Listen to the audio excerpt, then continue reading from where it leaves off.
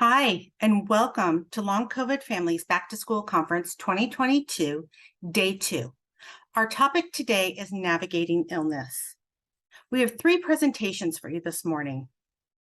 We will cover how to have a personal COVID plan, how to perform a test on a child, and tips for daily living with long COVID. This afternoon, we will cover supporting kids' mental health, as well as accommodations at schools for teachers and students, which will be followed by a live Q&A session. Thank you for being here.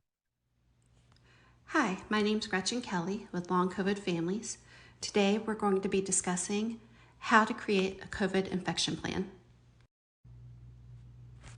The things we'll go over today as part of your COVID plan include creating a COVID kit to keep at home, creating a plan for childcare, a plan for resting and recovering if you or someone in your family gets COVID, a plan for when and how to return to normal, and a plan for your medical care.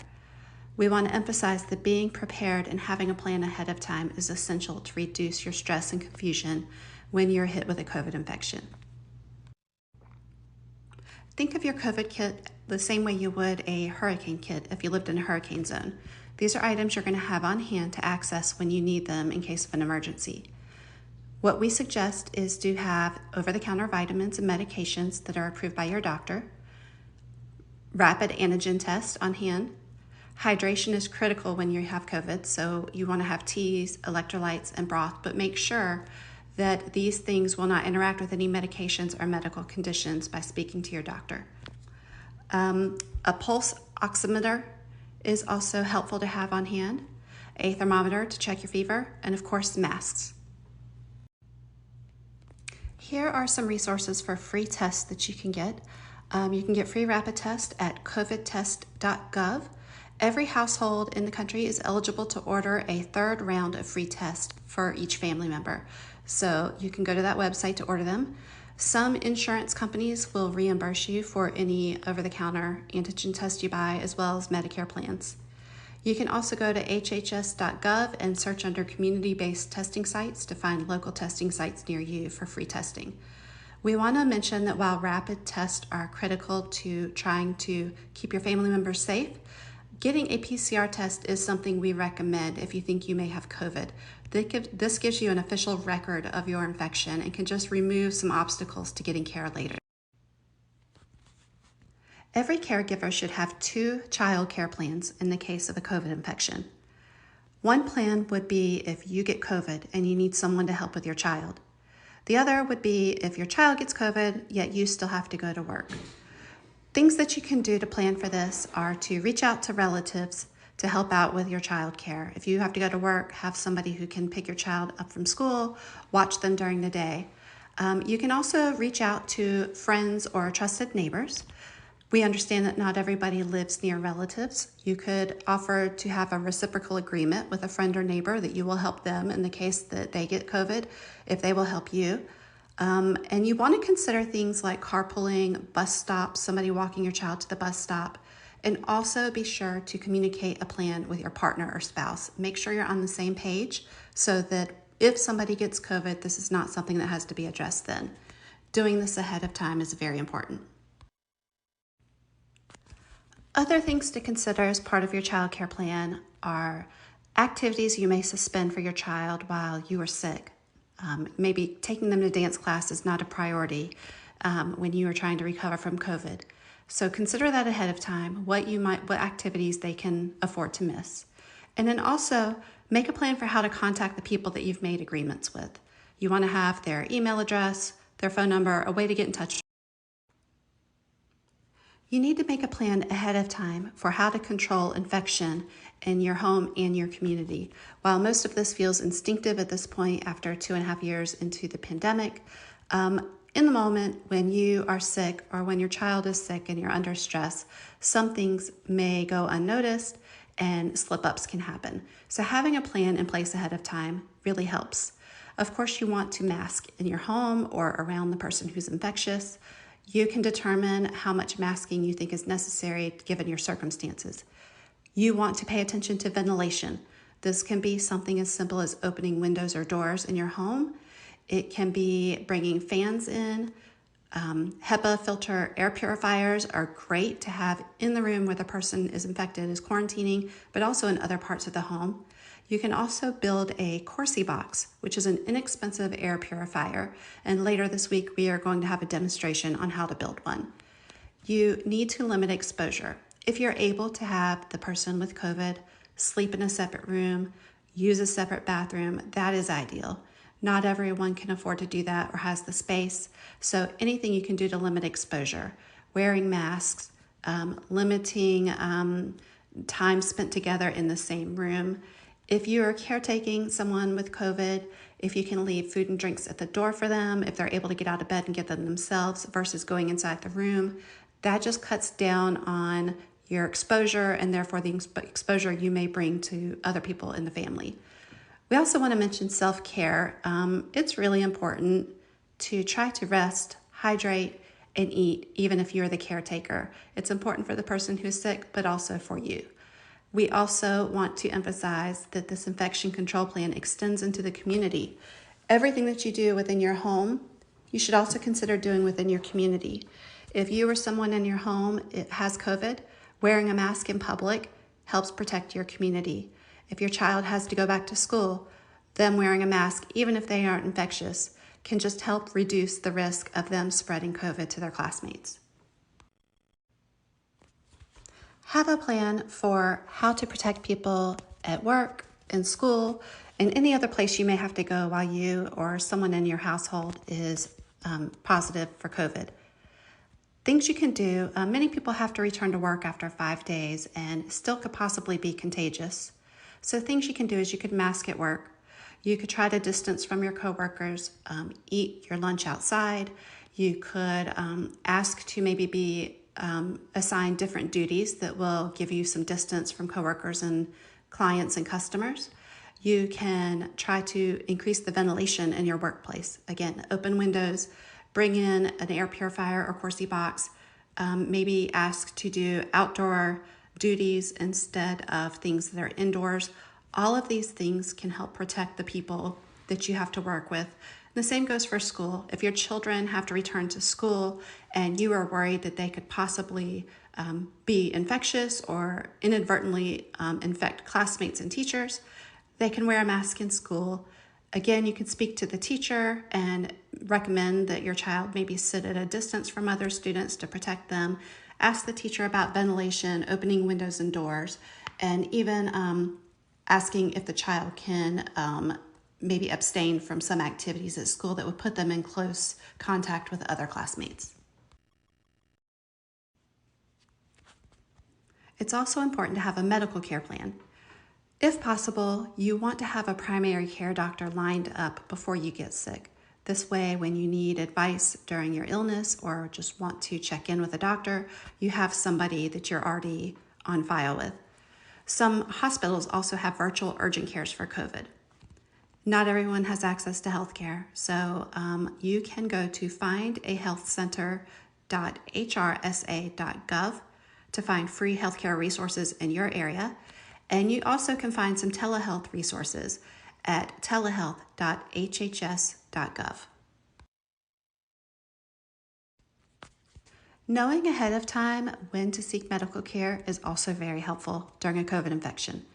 If the patient is having difficulty breathing, severe dehydration, persistent pain or pressure in the chest, confusion, if they can't waken or stay awake, or if they have pale blue or gray colored skin, lips, or nail beds, these are all warning signs. And this is when you would want to call your doctor or go seek emergency medical care. A pulse oximeter is an important tool to have on hand that you can keep as part of your COVID kit. This can give your doctor important information to try to assess your medical condition over the phone. But there are some things to know about how they work. If you get an abnormally low reading, try a different finger and see if you get a better reading that way. Make sure the batteries are good. If your oxygen level drops below 90, that is usually an indication of a medical emergency. It's also really important to know that if you have black or brown skin, that studies have shown that most pulse oximeters, even those used in hospitals and doctors' offices, don't detect low blood oxygen in darker skin.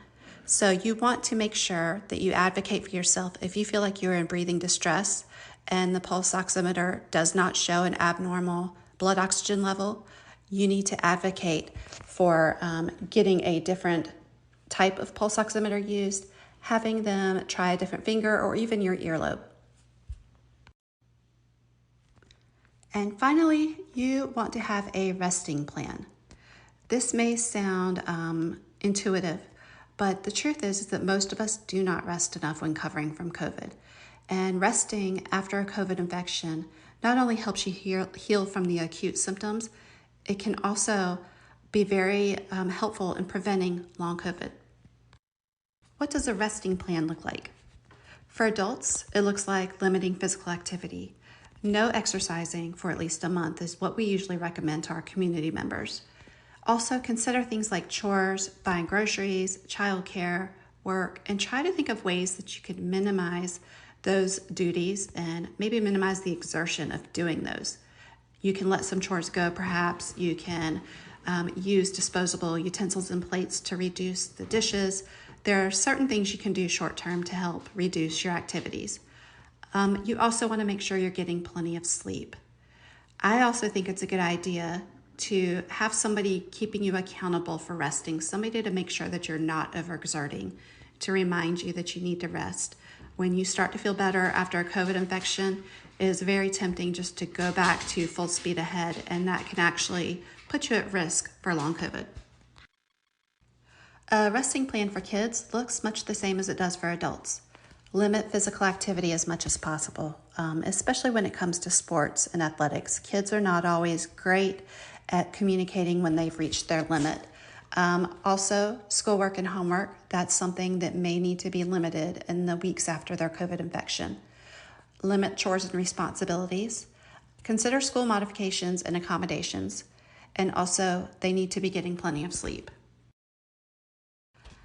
We want to emphasize that rest needs to include brain rest. A lot of people with long COVID experience pretty severe and marked neurological dysfunction.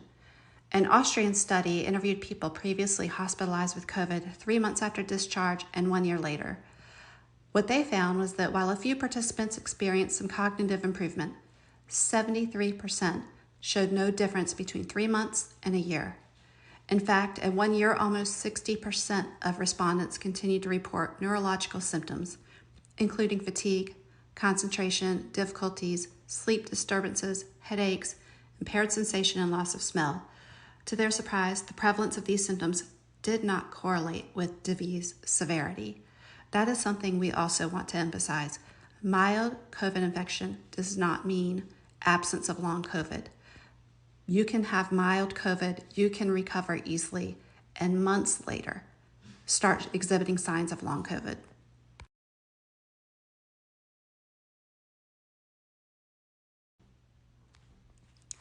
From another study in an article in the Wall Street Journal from April 5th, 2021, in a study published in March in the journal Annals of Clinical and Translational Neurology, Northwestern researchers found that 85% of 100 non-hospitalized long COVID patients experienced 4 or more neurologic symptoms more than 6 weeks after the infection. The most common symptom was brain fog, experienced by 81% of participants. It's unclear what is actually causing the symptoms, but some scientists believe it may be caused by inflammation triggered by the virus and damage to tiny blood vessels in the brain. Another possible explanation is that the immune system mistakenly attacks brain cells. Stress and mood changes may also result in biological changes to the body. According to the chief of neuroinfectious diseases and global neurology at Northwestern Medicine in Chicago, the brain fog that patients describe shares similarities with post-traumatic brain injuries, as well as the brain fog associated with chemotherapy and chronic fatigue syndrome.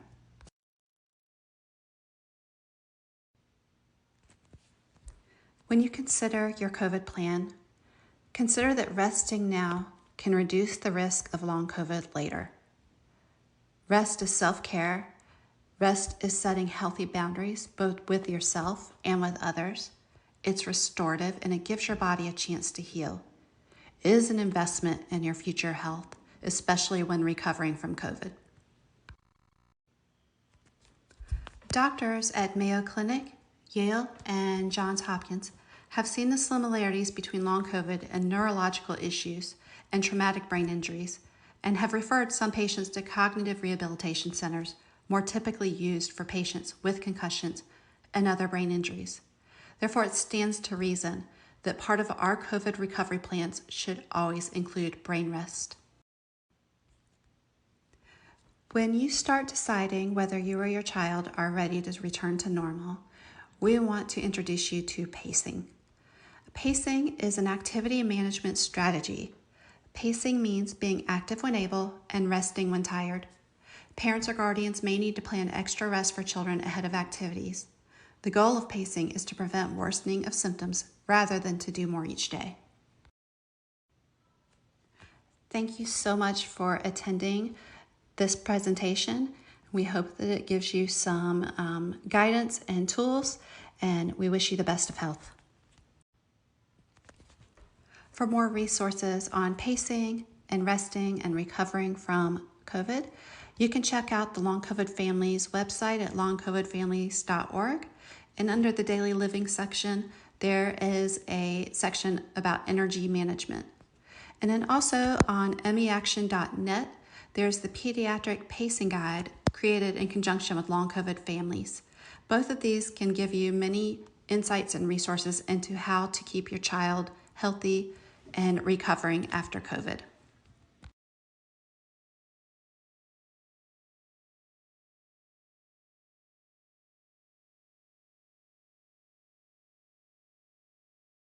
My friend got sick, and I'm just making sure I didn't catch it from him. Yeah.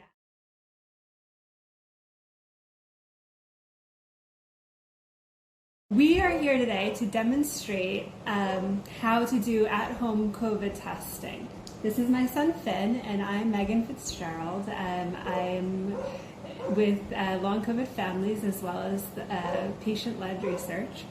And we're going to be demonstrating two of the more popular COVID at-home tests. We have the FlowFlex test and this eye health rapid test as well. We had an exposure on Friday. Today is Tuesday. We tested yesterday when the mom let us know that one of Finn's friends got sick.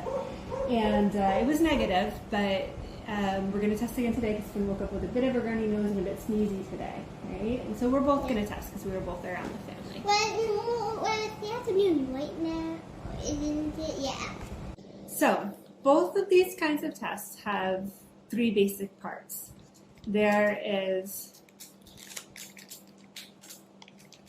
the actual test, which looks something like this. There's a tube with some fluid in it, and so the FlowFlex test actually comes with the fluid in the tube. Do they have this both? Yeah, the eye health test, it comes separate from the tube, so you have to put the fluid in the tube before you actually do the test. And there's a swab, a cotton swab. Now this is the part that goes up your nose, or up your kid's nose. But it can't be, but it has to be the phone pole. Now who's going first, me or you? You. Me. Okay. No, it has to be the phone pole. Yeah, If it's not the phone pole, it's the handle. That's right. Don't stick the hard end up your nose, stick the soft end, the foam end. Yeah, that. Okay. Yes, that's right. And don't touch the foam end before you put it up your nose. Yeah. You just touch the handle, the hard Yeah, and you can point to it. end. Okay, so we're going to do this. You're going to count with me? And you can point to it if you One. do. One. We're going to do this together. And then you put it in the tube, right? Yeah. So, right, don't touch my son. Also, Okay. And then you're going to like stab it around. yes, dab it around. And this goes for 30 seconds. Can you time me, actually? 1, 2, Well- 3, 4, 5. What you scraped out of your nose you want to transfer that into the fluid. That's the point of this step. So really just get it in there and swirl it around. We're going to rotate the swab 5 times while squeezing the tube. So this tube is pretty easy to squeeze. And 2, 3, 4, 5. And then still while squeezing the tube, we're going to take the swab out of here. Okay. And again, this is to get all of your specimen that you got from your nose into this fluid that was supplied in the tube. You want to dispose of your swab in a safe way. Now we want to use this, right? Wait, not yet. No. So we're going to use this. That's for your test. This one's for Mommy's one. And then we're going This to one's for replace my the test. cap on this, okay? I'm going to flick the tube a couple of times to make sure it's really mixed in there. You can flick it too. You can also swirl it, and I just prefer to flick it. I like flicking too. I like to flick stuff. Okay, and then how many drops are we putting? We put in 4 drops. Open the Wait, not drops. yet, baby. Let me put it in So the can you hold it for a second? You just hold it. So we're going to put them into the smaller chamber here. This is where the drops go. There's a little arrow there. And you don't touch this chamber here that says C and T. When you put the drops in, you want it to be straight upside down and not on a slant so that you get enough fluid. And then we'll do this together, honey, okay? And we're going to do 4 drops. Open drop. Okay. Okay. And Now we you- have enough drops. we have enough drops. And now we just don't touch it. We just wait For 15 minutes. for 15 minutes. Can you start your timer? Okay, so let's see. So you just want to leave it, don't touch it, and that's actually kind of important because the fluid needs to flow laterally over the test strip. That's why it's called the lateral flow test. Okay, are you ready Yeah. to demonstrate for the kids out there? It's my turn. It is your turn. Okay. Can I drop them there? So now your test has an extra step, okay? I'll drop Do you remember it. what it is? All of this. Yes, all of this from this tube has to get transferred into this tube, and this is for the eye health, the orange box. Now make sure to get it all in there. You just squeeze it in, and I'm happy to help you.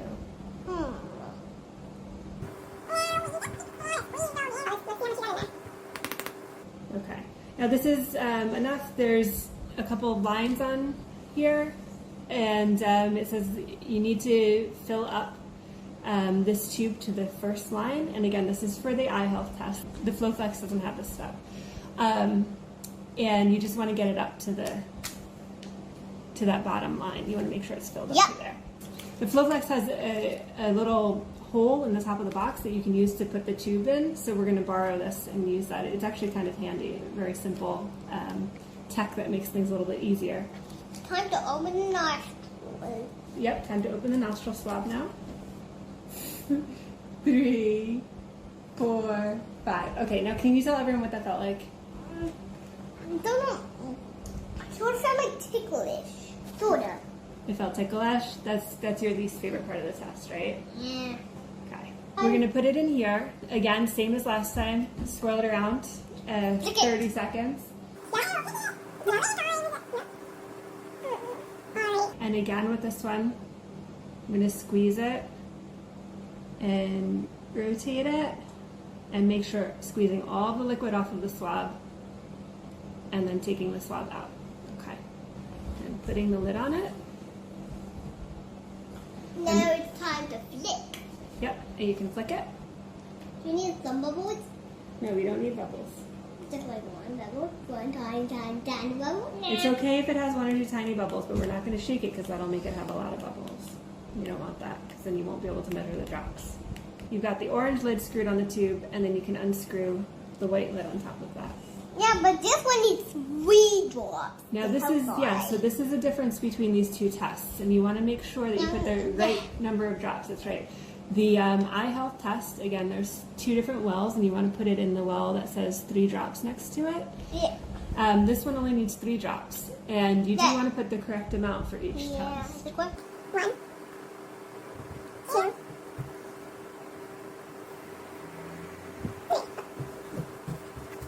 Okay, and now we're going to wait 15 minutes for that test as well.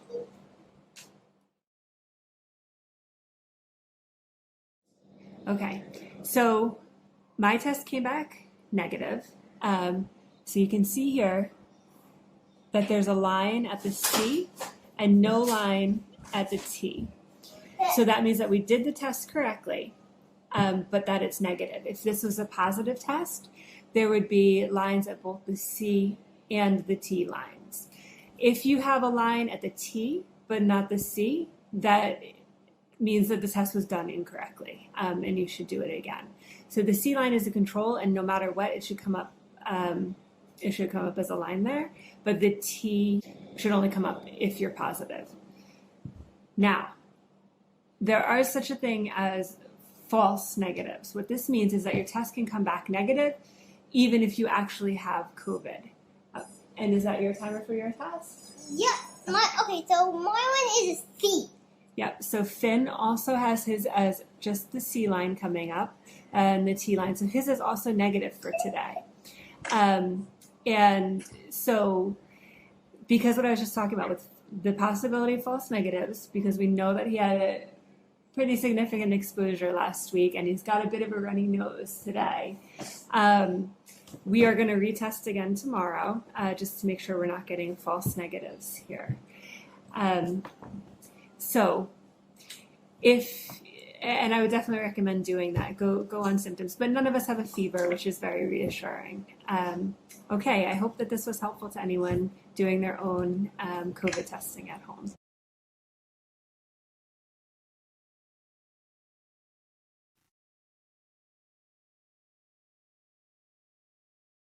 Hi, welcome to our presentation on tips for daily living. I'm Megan Carmelani. Why tips? We often hear, I don't want tips, I want answers and a cure. We completely understand this sentiment and are right there with you. We desperately need more answers and a cure. And also, all we have is the present, and children deserve to live life to the fullest now. A lifestyle that integrates the body is key. We advocate for taking care of the body the best we can, staying open to healing, but staying grounded in the body's needs today. Quality of life can be improved through lifestyle changes. It won't take us back to the time before infection, but it can improve the here and now. During this presentation, I will offer you tips for morning times, meals, school and homework, extracurricular and playtime, as well as bedtime. The tips shared today are based on the most common symptoms reported by our pediatric community. Families tell us that they need the most support for the symptoms of fatigue, memory issues and challenges following multiple steps, dysautonomia, and post-exertion malaise, or PEM. Regarding memory issues and following multiple steps, the first thing a caregiver should do is notice if this is an issue for the child. Notice if your child is struggling to process directions, or if it appears that giving your child more than one step to follow is difficult. If this is the case, be sure to talk to your doctor. A caregiver can accommodate this challenge by simplifying directions and offering directions one step at a time. You may also ask the child to repeat the directions back to you to check for understanding. Also, always ask your child what they think would help them best. Dysautonomia is a dysfunction of the autonomic nervous system, which controls things like heart rate, blood pressure, respiration, and digestion. I like to think automatic when thinking about the autonomic nervous system. It helps me to remember that it controls things that are automatic in the body. After a COVID infection, the autonomic nervous system can become dysregulated. Post-exertion malaise, or PEM, is a flare of symptoms and/or the appearance of new symptoms after exertion, often presenting 24 hours after the triggering event. Physical activity, cognitive exertion, and sensory overload can all trigger PEM. Let's start with the morning time, which can be the most difficult time for people with long COVID. It may be that your child struggles to wake up in the morning, due to a number of issues, including, but not limited to, poor quality of sleep that's common with long COVID, possible dizziness and fatigue upon waking. You may need to work with the school to get the accommodation of a late school start for your child. If you use an alarm to wake up your child, consider setting multiple alarms. Sometimes children with long COVID are hard to rouse in the morning. But we also want to be aware of any sound sensitivity or nervous system response. We don't want to startle children as they're waking up. So consider changing the alarm type to meet your child's needs. Also consider the noise level and lights your child is exposed to first thing in the morning. Sensory input can contribute to fatigue. You may want to consider different types of light bulbs for a softer light. If your child struggles with blood flow or dizziness, you may want to consider compression wear. There are socks, sleeves, leggings, and belly binders available. If your child is dealing with postural-related symptoms, meaning a change in position triggers dizziness or fatigue, you may want to allow extra time in the morning to wake up. Before getting out of bed, a child may want to sit up for a few minutes to allow blood flow to begin to regulate. Some children struggle with their hands due to pain or nervous system issues. There are accessibility tools available, such as the tool to help with zippers and socks. If your child is struggling with dizziness or fatigue, showering may be difficult. The shower bench is incredibly helpful. Prepping meals or planning out a meal schedule ahead of time is helpful. Many children with long COVID are sensitive to certain types of food. This will vary per child. And food can take a lot of energy to digest. You may find there are certain foods that trigger symptoms like difficulty concentrating, headaches, and tummy aches. Complex carbs are really good for us and also may take a lot of energy to digest. It's not unusual for someone with long COVID to need to rest after a meal. So consider what time of day your child is eating complex carbs. Raw vegetables may also be hard to digest, so consider cooking them. Roasting tends to make vegetables sweeter, which many kids like, so that is an option. Many children are dealing with digestive issues. So if you notice after certain meals your child is having trouble, document those symptoms and track as much as you can what may be triggering it. It could just simply be that it's digestive symptoms or dysautonomia and not necessarily the food itself. If your child is having trouble going to the bathroom, one of the tools you can use is a squatty potty.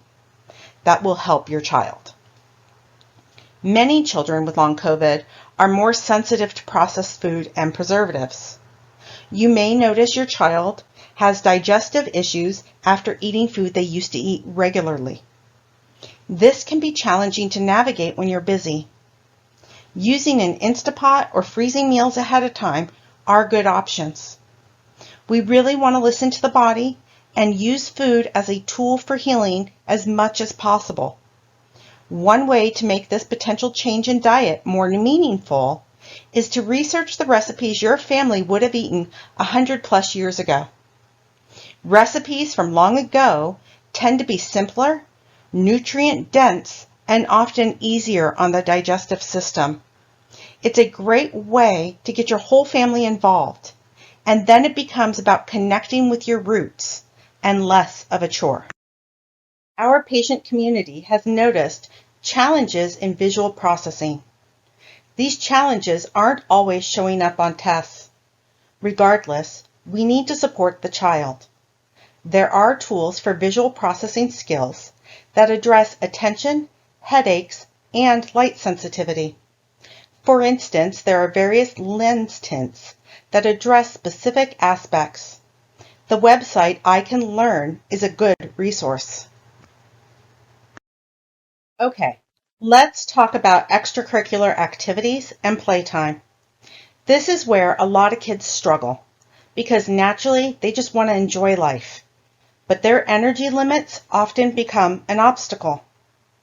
So it's important to track the child's symptoms or keep a journal of activities.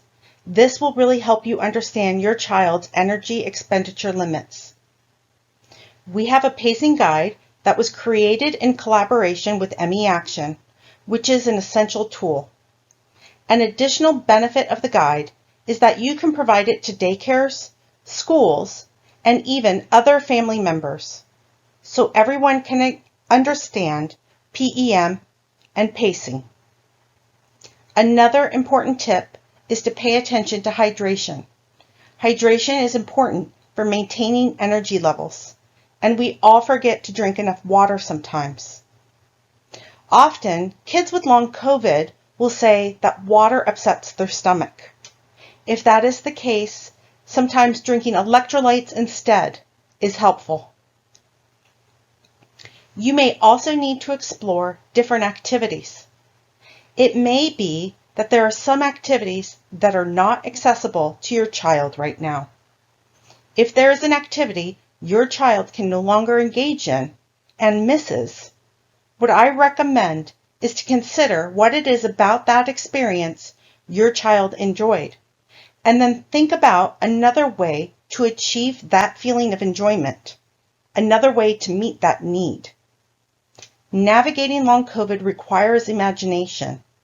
So, for instance, let's say your family really enjoyed hiking together, but now that's not accessible for your child. Consider what it was about hiking that was so enjoyable. Maybe it was the time spent in nature. Maybe it was doing an activity together that didn't require a lot of conversation, but was still time together. Now think about how you could possibly meet the need for family time and the emotions you felt during hiking. Maybe you can go canoeing. Your child can just enjoy nature from the canoe without exerting much energy. Maybe you can simply go for a picnic in a park under a tree and agree as a family to really just take in nature and relax. Really consider the possibilities. It will not be the same as before, but please know you can design a life that centers the needs of your child's body that still meets the emotional need for pleasure and entertainment. And finally, here are some tips for the nighttime. Routine is very important for all children, but especially for children who are not feeling well. Quality sleep is one of the best things we can do for long COVID. Working with your child to establish a routine that supports their bodies is a good idea. Additionally, checking in with your child about the day's activities and how they felt afterwards helps not only you understand, but also your child to understand the needs of their body. At bedtime, consider a sound machine in the bedroom, weighted blankets, and various shaped pillows to help support your child's comfort. Many children with long COVID do need additional support getting a good night's sleep. It is important to talk to your doctor if your child is struggling with sleep. Again, it's one of the most important things we can do for long COVID. Now I would like to show you how to find additional resources on our website. Here is our landing page at longcovidfamilies.org, and you can just go to the tab that says Daily Living, and you will see Managing Symptoms, Energy Management, and so on. We have more daily living tips available under each heading. In addition, you'll see a section on mobility aids. Many people who are practicing pacing like to use a mobility aid to help minimize energy expenditure. So a child may not be able to spend a full day at an amusement park walking around, but with the use of a mobility aid, they will still be able to enjoy the park. We also have resources on school accommodations, and then we have an entire section about workplace accommodations and disability. Thank you for your time. If you want to connect and share more tips, check us out on our website. Sarah Darsey Myers is a licensed independent social worker clinical practice. She's a private psychotherapist with SDM counseling. The focus of her practice is ADHD, ASD, generalized anxiety disorder, depression, grief, and living with chronic medical conditions. Today, she's going to be speaking about how to support kids' mental health. Thank you, everyone, for being here today. I want to introduce Sarah Darsey Myers, and she is going to be speaking to us about the effect of the pandemic on kids and mental health. Sarah, can you tell us a little about yourself? Hi, thank you, Gretchen. First, I just want to thank Long COVID Families for including this important topic. I think mental health is something that is not always talked about openly and freely. And I think the pandemic, one of the good things for me in the mental health field that's come out about it is more awareness and talking about mental health and disorders. But how this pandemic is affecting our children and our adult society in general is definitely a global phenomena that I'm not sure any generations currently living have ever experienced. So there's still so much more to know, but I'm excited to talk to you guys today about what I'm observing. Is people living with chronic medical conditions has been a population specifically that I've been very drawn to working with and very interested. And I think that's it's it's like the outpatient version of the hospital work, if that makes sense. I get to work with people ongoing, and so yeah, so that's what I'm doing in private practice, and seeing some of the things from COVID and people coming in who have never had medical complications or chronic illness now experiencing new mental health disorders, but a common thread is they may have had COVID or they've had COVID multiple times, and just changes in behaviors and disruptions in their normalcy causing them just a decline in their own overall happiness in life. So, yeah, I'm really excited to talk to you guys more about that. And yeah, just I love the work I do and love really advocating for these pockets of our communities and within our society that oftentimes really aren't discussed or kind of, yeah, are forgotten, are marginalized peoples. And I think it's really important to bring them to the table in a And I think conversation. sometimes when we think about chronic illness and especially children with chronic illness, we don't really always factor in the mental health effects of it. And that's something that I think as a parent who's been, a caregiver, Mhm. um, it's one of those things that kind of hits you sideways. You're like, okay, I knew we were going to be dealing with some health stuff, but there's this whole other thing over here that's really, really important and impacting my kid. Yes. So grateful there's people like you that are Yeah. passionate about this cause. Okay. So how would you, from your work and your experience, like how would you say, what kind of effect do you think the pandemic has had on kids generally? Yeah, it's really been this um, kind of a global phenomenon, right? Like the pandemic is happening. The entire world is experiencing this pandemic in ways that I think shocked so many of our systems of society. And because of that abrupt disruption in our normalcy, and not really knowing what's coming next has really had a profound effect on people who have never experienced mental health disturbances, and then people who are already living with mental health disorders.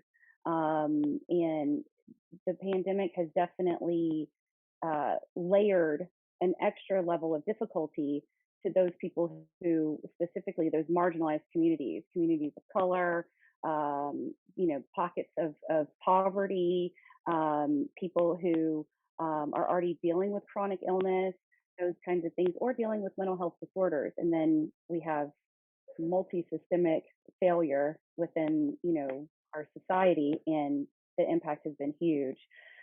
So some of that, though, of working specifically with kids, this is a back to school conference. So I want to make sure to give you parents like information on what this looks like in our kids, right?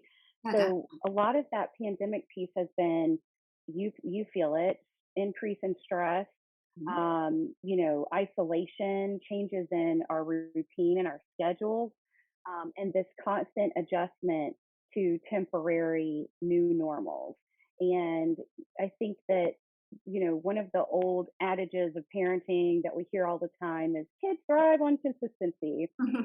We know that, we know that kids that have consistent access to food, consistent access to shelter, consistent access to education, consistent parenting, that those kids usually thrive as adults. That consistency is something that is also crucial to that social emotional development and cognitive development, as we age from birth until 100, whatever, however age we get to. Right. Yeah. So those some of those things that come up though for me are like the virtual learning, going from a school experience that societally has been in place for decades upon decades at this point, right?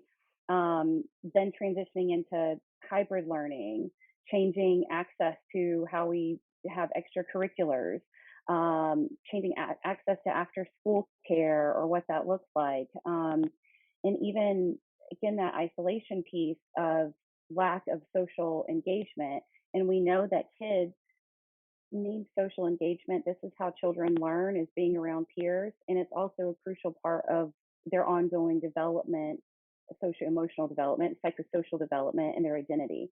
Um, yeah, so that's definitely those pieces, I think, and those changes have really been the driver for all of the new mental health diagnoses that we're seeing. We know there's about a 60% higher risk of mental illness or, a mental health diagnosis after COVID. We're seeing numbers like 55% increased use of SSRIs or antidepressants in people post COVID. And, those are, that speaks to the psychosocial effect that COVID is having on us as What people.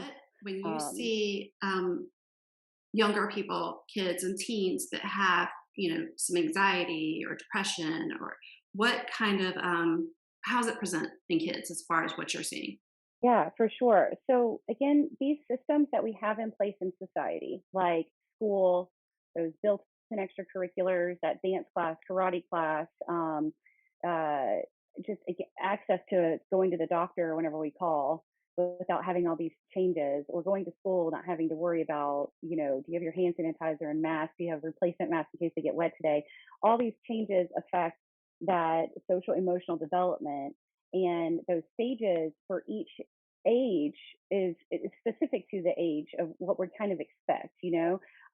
So, really that formation of identity and how we think of ourselves and how we think of ourselves as it relates to interacting with the world around us is really starting to happen like in early elementary. Mhm. And so whenever that gets disrupted, we end up seeing, what I would call behavioral disturbances, like just suddenly hate going to school, or even sensory issues. I've had kids come in that, never really complained about the tag in the back of their shirt. Now all of a sudden it's the tag, it's the toe line on the socks. And those of us that have kids that, are autistic or even ADHD, these might be some familiar things to us. And it's interesting when you see kids who are neurotypical coming in with some of the same issues. But we see defiance, temper tantrums, some tearfulness, and those are really warning signs that there's probably some adjustment and some issues going on emotionally that maybe should be checked out. And that conversation should really look like maybe contacting your child's doctor and saying, "Hey, I'm noticing some changes. They're concerning. My kid doesn't seem happy anymore. They're not like themselves." Like, you as a parent, like, your kid, and if they're not acting like themselves and it's a consistent issue, it's definitely time. And when I say consistent, I mean like even just 2 weeks in a row, like that may be worth going ahead and making that call and touching base. And I would hope that the pediatrician would then refer you to a mental health professional, a licensed person, such as myself, like licensed clinical social worker, a psychologist, or counselor. Those are going to be people who use evidence based practice and have the ability to diagnose what's going on with your kid and give you support and resources, but also then apply the treatment that's needed to help address some of those behaviors. So, when, as a parent who has a child with a chronic illness, and knowing that there are there's the mood part of it, Mm-hmm. and then there is the physical part. How do we know, like, what are things parents can look for, or to try to, the information they can try to gather to get to their doctor or their psychiatrist or their social worker that kind of helps you figure out, is this a mood related thing, or is there something else going on with my child? Is there, a physical cause? Because, we know that some chronic illnesses can have effects on mood. Can you speak to that? Absolutely. Yeah. So clinical depression, we call it the mental health Bible, the DSM-5. That is our diagnostic and statistic manual for us clinicians, providers, to help us really identify symptoms and then apply a diagnosis, right? So one of the key pieces with depression and a diagnosis of clinical depression, major depressive disorder is what it's called, is that there is not an underlying medical cause. So that's the key piece when it comes to, is this post-COVID, post-infection, neuroinflammation, the brain fog, headache, fatigue, all of those kinds of things, which can be chronic and ongoing for many long COVID people, or are we looking at a mental health disorder? And I really, I feel very strongly about proper assessment and diagnosis. Diagnosis drives treatment. So if we don't have the proper professional or licensed professional evaluating and assessing as part of the team of our providers that are treating us, right, we end up missing pieces. And unfortunately, mental health tends to be the one that gets missed a lot. And so I think we get told a lot, well, sorry you feel that way, or like, oh, I hate that for you, and it's like, well, wait a minute, it's something a little bit bigger than just I'm having a bad day. So depression is definitely going to be something more where, there's specific criteria. I can pull up a PDF here in a moment, but there's specific criteria that have to be met to be diagnosed with depression. And people really, that's the other piece of proper assessment and diagnosis. Again, diagnosis driving treatment. If you don't have a diagnosis of depression, I would be weary with starting medications or other things before I've been properly evaluated. I think that's just, I think that's probably normal for all of us, right? Like before I start anything, tell me why I need it. What is this? What is this for? What's it going to do? How is it going to help me? Being your own self advocate. So playing back into that piece of knowing this is different from my normal. Take notes. Write down what you're experiencing. You can write it in a note on your phone. We are all like tech attached, right, at this point. So put it in your calendar of the symptoms you're experiencing. Is it brain fog today? Is it, lethargy? Is it, I got another headache going on? Or is it, I really have zero joy? Like things that used to bring me so much pleasure and joy no longer they're not bright and shiny anymore for me. Or, my friend that I would normally talk to every few days has reached out to me multiple times wondering if I'm still alive because I haven't responded. That's a good sign that there's probably something more going on. than just, post-COVID or post-infection neuroinflammation that should be addressed. And how you address that, it really needs to be with trusted providers, your primary care doctor, asking for a referral again to that licensed clinical social worker down the road, to get that proper evaluation and ongoing treatment. Okay. So when you have a parent that comes to you whose child maybe recently got diagnosed with long COVID or any other chronic illness, what kind of stuff do you try to educate them about, or like what kind of advice are you giving them, guidance are you giving them? Yeah. So the chronic medical conditions, and people, those of us that live with them, um, it can be a tough spot to be because our society is kind of in this recovery model space of let's fix it, let's get you back to normal, and so it really kind of unfortunately overlooks that sometimes even grief that we may experience when we end up with this chronic medical condition, and the stages of grief get pushed aside, Yeah. and then we're struggling. It's hard to find joy and happiness. And those medical conditions, those people, they end up becoming part of a marginalized community, and those chronic medical conditions just really leave people um, at risk for mental health related issues. Just like folks with mental health disorders previously have a very high comorbidity of chronic medical conditions, which genuinely opens the door for COVID, for example, to come in and wreak havoc because these people have been dealing with medical conditions and chronic aspects of medical care in addition to ongoing mental health treatment. So, newly diagnosed people, you know, in a weird way, it's like, welcome, you're safe here because there's a lot of us who've been dealing with this for a long time.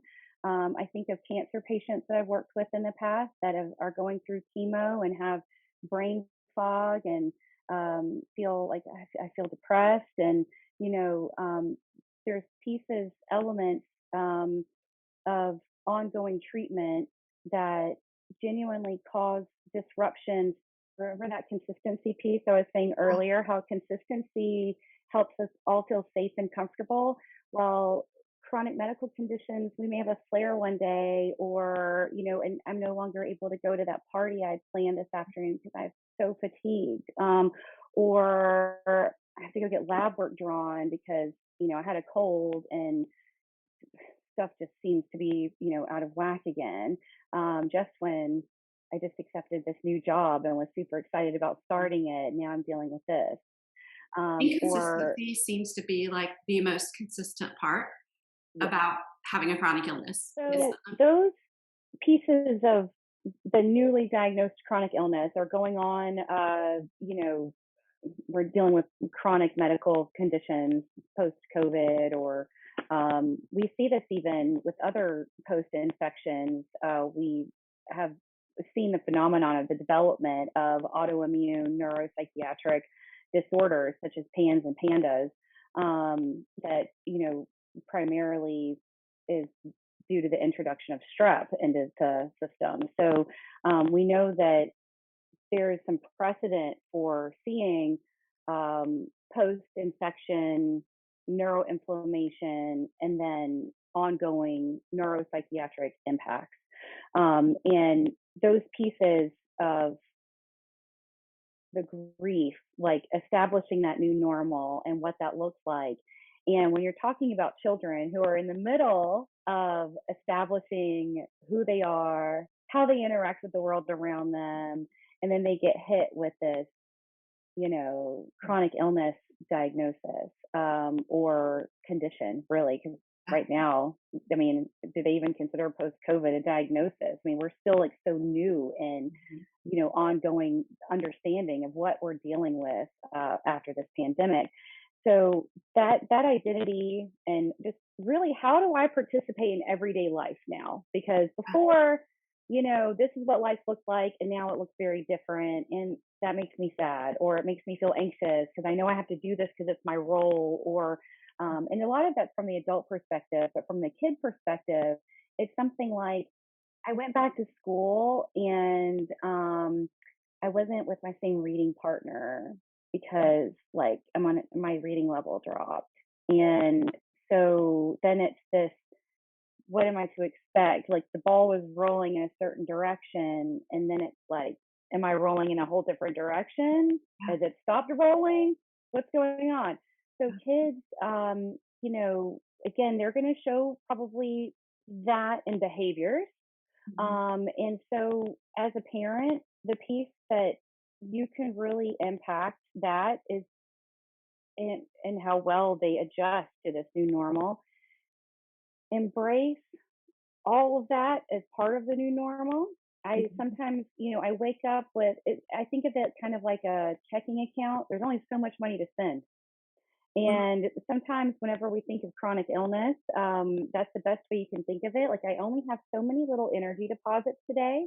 Yeah. And, going to my friend's wedding on Saturday is really important to me. So I'm going to conserve my energy to get there. Like, that day, I'm probably not going to go do my mile-long run, knowing that when I do my mile-long run, I feel great, but I'm usually spent by 2 p.m.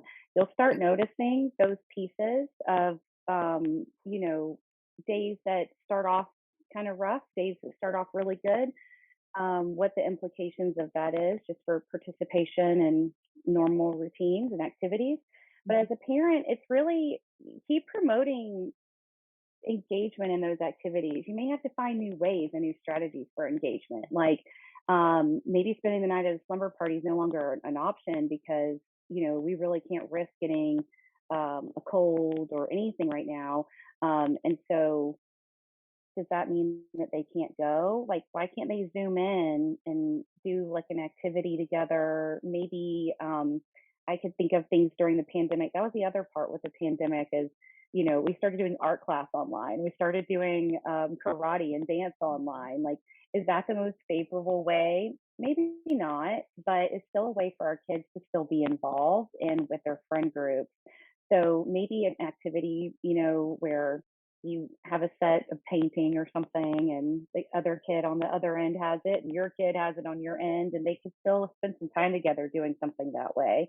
The other piece is that, exercise and nutrition. Like, as much as I hate to say that, let me be a real human for a moment here. Like, isn't that usually the worst answer when you go to the doctor and they're like, you need to exercise more and eat better? And you're like, whatever, I'm tired of hearing that. That's so important, though, to your overall system of functioning. So if we're not feeding our body well, if we're not treating our body well, but we're asking it to handle this chronic medical condition, are we really setting our body up for success there? Maybe not. So I think it's not an area to shame yourself, though. It's an area to, like, this, it helps us engage in activities of our daily life. And Meal to find planning.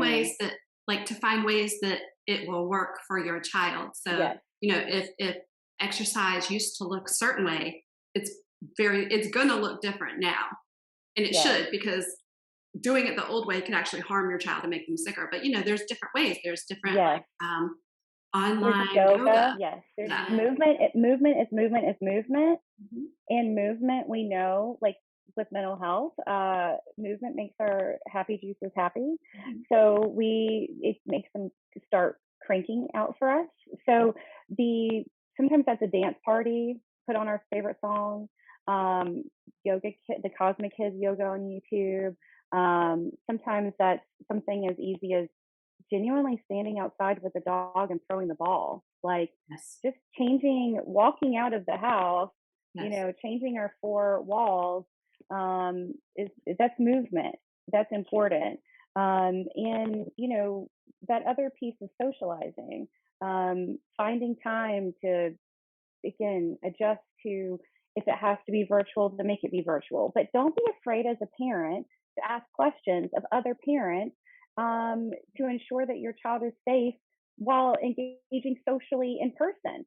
So if that looks something like, do you guys mask while you go out? Are you doing crowded things? Have you been anywhere in public, traveled in the past, week or so? Because some of those things, it's not personal at Right. all. It's genuinely, I want my child to be able to engage with your child. In order to do so, I need to ask a couple of questions. I feel like it's no different than, um, you know, uh, knowing the parent before you have a slumber party, right? Like Right. Yeah. kind of the role. So I think being assertive and brave is sometimes a challenge for us. And I know COVID can be a hot topic for many people with the politicalization of the illness of the virus. But let all that go and just focus on my kid needs to socialize and who are safe people. Find your support, find the people you're comfortable talking with, like real talk with, and engage them as much as you can. Yeah. And I think of like arts and crafts or like board games. Mhm. I mean, I love a mean game of Uno. So like these are fun things that even as families, that if right now interacting with other people outside of your home, that you can still engage with your kid in a way that is still some socialization. My hope is though to increase that peer to peer, that age related relationship, to engage them in that as much as possible in whatever way feels safe to you and your family. And that self advocacy piece. So that's really huge for kids when they get back to school, and that's going to be a part of ongoing chronic medical conditions. I mean, people who, again, have been living with these chronic medical conditions, we are our own best advocates, right? Yep. And so teaching your kids, I know as a mom myself, I have no problem speaking up for my kid and what I need my kid to have access to. And I don't like that treatment, or I have questions about this, please explain it to me. By role modeling that kind of advocacy, we help teach our children self advocacy, because they're not going to be under our wing forever and ever. Amen. So teaching that self advocacy is going to be huge. And also being able to find the positives in life and the joy and enjoying the little things. Chronic illness is not a death sentence of joy and happiness. Like it's something, we're still living. We may have to have adaptive equipment. I think of kids, that I've worked with cancer, that have to use wheelchairs for a short period of time. The wheelchair allows them to participate in activities that otherwise they wouldn't be able to participate in. So having some of these adaptations really give opportunities for engagement. And that's when I say establish that new normal. Open your mind outside of our normal expectation of how we interact with society, and be creative in finding ways with the goal of maintaining engagement, socialization, relationships. Acknowledging how important it is for our kids to learn to self-advocate, and especially if they have a chronic illness, what are some specific ways we can help teach them to do that? Yes. So we know that kids learn from modeling, right? So you demonstrating, like, don't be afraid to, in front of the children with the doctor, say, well, help me understand that treatment better, or, help me understand options here, and engage them with your child. So the other pieces that are going to be the huge, like the cornerstones of self advocacy, are assertive communication skills and knowing how to set some boundaries. Boundary setting piece is going to be big, where we think of boundaries sometimes as a little scary or something. We don't want to hurt somebody else's feelings, but kind of like you were saying earlier, like our new having a friend over and we're dealing with some fatigue today, but it's important for, my child's really been looking forward to engaging with their friend. Going ahead and saying, hey, like we're a little low energy today. Are you good with things like the board games, crafts? I have some things really exciting like planned out for y'all to do. Does that sound good? I think, as a parent, we can sometimes do a little behavior prescribing of, that's going to be a lot of fun to paint this craft we just picked out. You're going to love it. So I think, teeing some of that up. But the self-advocacy aspect with communication, assertive communication skills, saying what you mean, meaning what you say, and setting those boundaries of, you know what, I can't do that today. Thank you for thinking of me and inviting me. Is there another day that we can do that? Would it be okay if I reached out to you after checking my calendar? Just as a parent, you know, doing that for your child teaches them that they can do that too as they get older. I think that's one of the biggest things I know as an adult that we often have trouble with, right? Setting limits and Yeah. saying no. And it's You know, something you learn when you become a part of the disabled community. You start yes, to learn that our notions of how things should be aren't always healthy. yes, So being flexible with hmm, plans and with things you do is like so crucial. And the yes, people that are going to be involved in your life have to have some kind of understanding of the need for that flexibility. And it's just like when we absolutely. ask the schools and the workplaces for accommodations, we kind of need to educate sometimes our friends or our kids' parents even. And even some of those boundaries can be as simple as like setting a time limit. Like, I would love to have Sally over from 1 o'clock to 2 o'clock. Does that work for y'all? I mean, and those are the kind of things, if we know that there's bursts of energy and those bursts of energy last sometimes 2 hours, well, maybe we go ahead and have an exit before we bottom out Yeah. so that way, you're just preserving some self dignity that way too, because I know whenever I'm not feeling well or I'm at the end of, I've used all of my spending today, Mhm. that an amount of money that it's like, I really don't, it's too hard to even think about how to get you out of my house. So let's just do like a set this time or, like you were saying, like, definitely want you over, let's do this craft, Yeah. so all those boundaries are definitely important. And again, those are pieces of that social emotional development, the psychosocial learning that are really crucial. And these kids are at crucial ages to learn those and be able to practice those skills, because once they get to adulthood, if they haven't had opportunities to practice those things, what does that look like? It looks like anxiety. It looks like depression.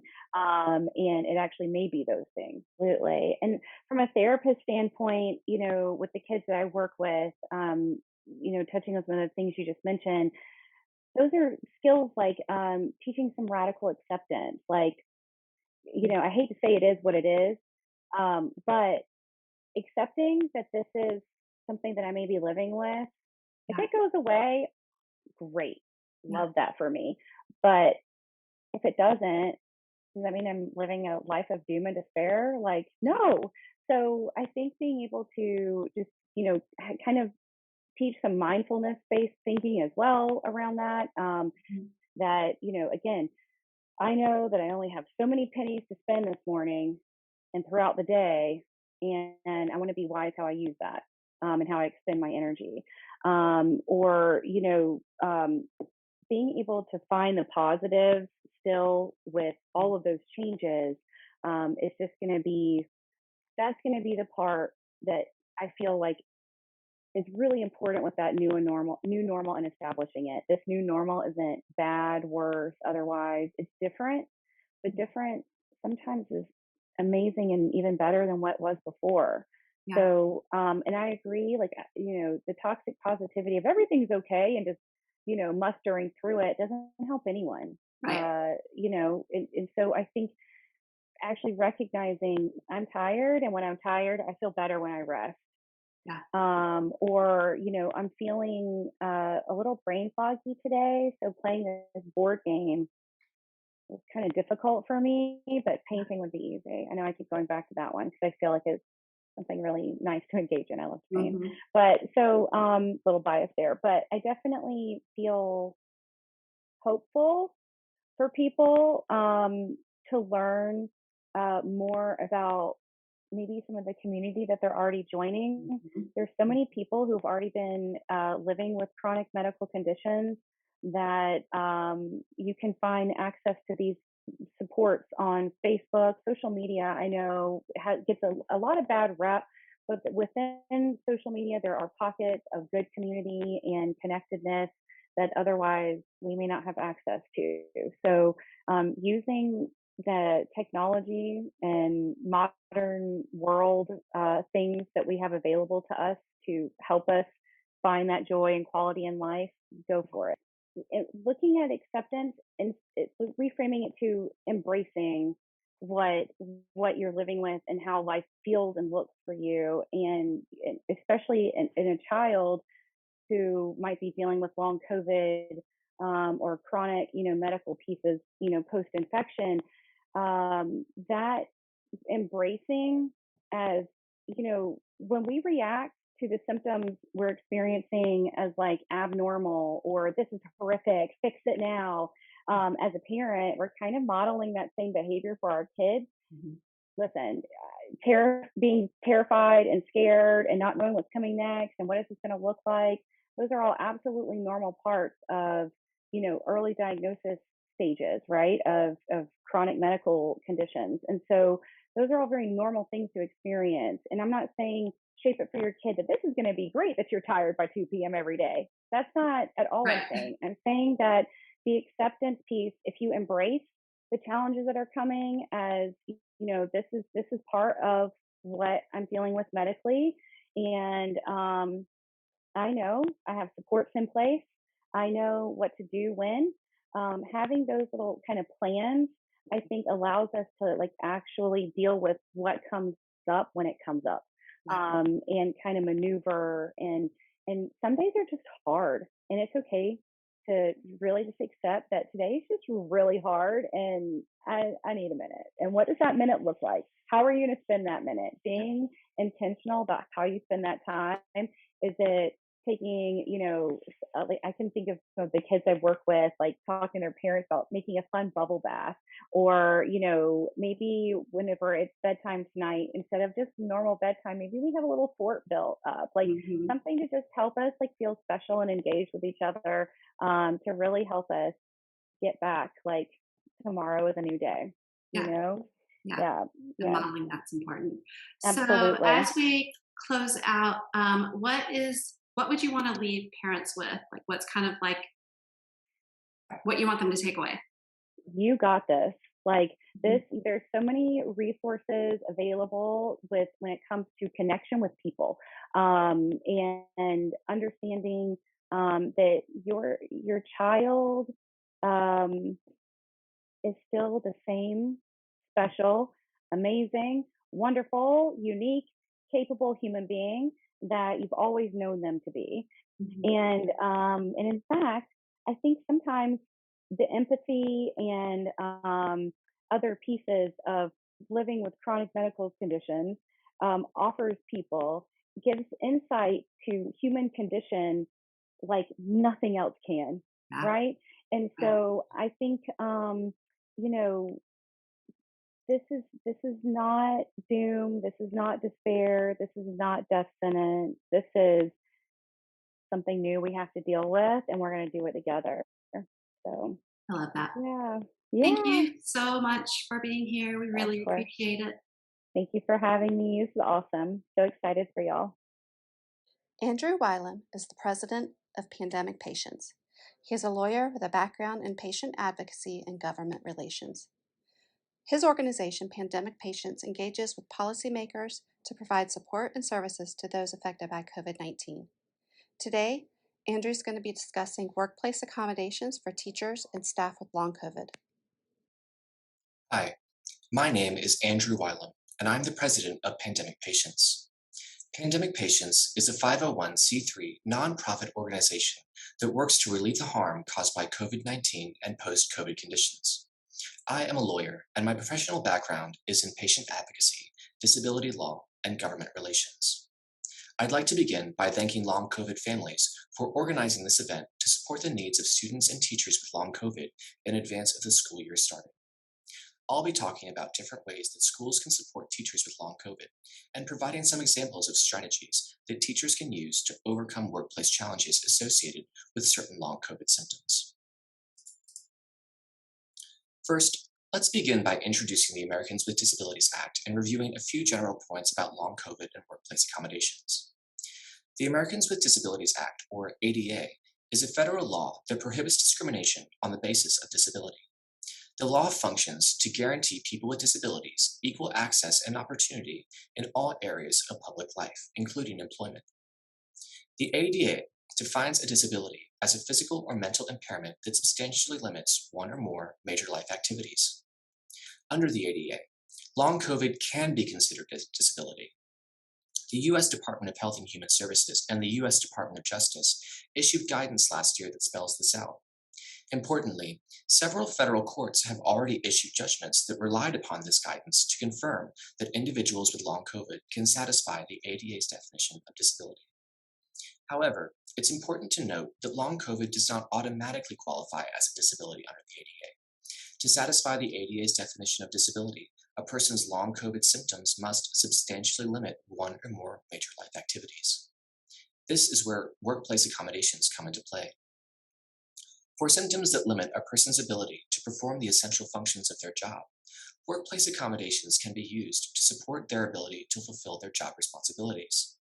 The ADA requires employers to offer these accommodations to disabled employees to allow them to enjoy the full benefits of employment, equal to their peers who are not disabled. Employers are free to provide workplace accommodations to support any of their employees. However, employers have a heightened responsibility to provide accommodations to workers who satisfy the ADA's definition of disability. Workplace accommodations are important because they can allow workers with disabilities to remain productive members of the workforce. For some people, this is a very important part of their identity and sense of personal dignity. Accommodations commonly fall into one of the following categories: providing or modifying equipment or devices, job restructuring, part-time or modified work schedules, reassignment to a vacant position, adjusting or modifying examinations, training materials, or policies, providing readers and interpreters, and workplace accessibility. There are a few workplace accommodations that are used broadly: paid and unpaid leave, flexible working arrangements, and remote work.